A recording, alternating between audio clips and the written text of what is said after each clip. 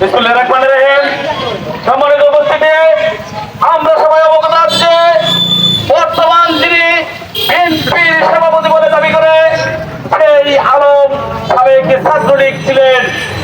সেই আলম জনপ্রতিনিধি হওয়ার স্বার্থে এই বাবর সে শুধু জনপ্রতিনিধি হওয়ার জন্য তার মূল উদ্দেশ্য বিএনপির জনগণকে ব্যবহার করে সে জনপ্রতিনিধি হয়ে লুটপাট লুটারাজ সন্ত্রাস চাঁদাবাজি করার জন্য। সম্মানিত উপস্থিতি, আমরা অবগত আছি যে 5ই আগস্টের আগে তার মাধ্যমে আমরা কোনো প্রোগ্রাম বদলের উপজেলায় বাস্তবায়ন করতে পারি।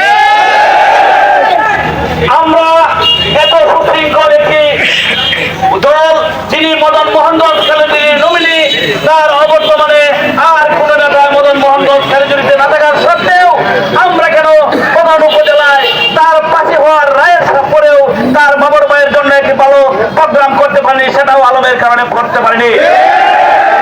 অতীব দুঃখের বিষয়, 5 তারিখের প্রোগ্রামটাকে তিনি বাস্তবায়ন করতে না দেওয়ার জন্য অনেক ষড়যন্ত্রে লিপ্ত ছিল। যাই হোক, পদনের সকল জনতা তাকে গাড় ধরে বৈশ্ববাড়ি ব্রিজ থেকে ধরে এনে সেন্টারে নিয়ে এসেছে। সে বলেছিল দেওয়ান বাজার থেকে আমরা মিছিল নিয়ে যাব মদন বাজারে, ডেভেলপমেন্ট সেন্টার যেখানে, সেখানে সে মিছিল নিয়ে আসবে না। সে তার কতটুকু সে পায়তারায় লিপ্ত ছিল। আমরা সেই আলম দুষ্কৃতিকারী আলমের বিরুদ্ধে আমরা একমত ঘোষণা করছি যে আমরা বাংলাদেশ জাতীয়তাবাদী দলের সকল অঙ্গ সংগঠনকে নিয়ে আমরা বলতে চাই এই আলমের বহিষ্কারের দাবি করতে চাই। কেননা এই আলমের দ্বারাতে এই দলের বিড়ম্বনা সৃষ্টি হয়েছে, এই দলের বৈষম্য সৃষ্টি হয়েছে।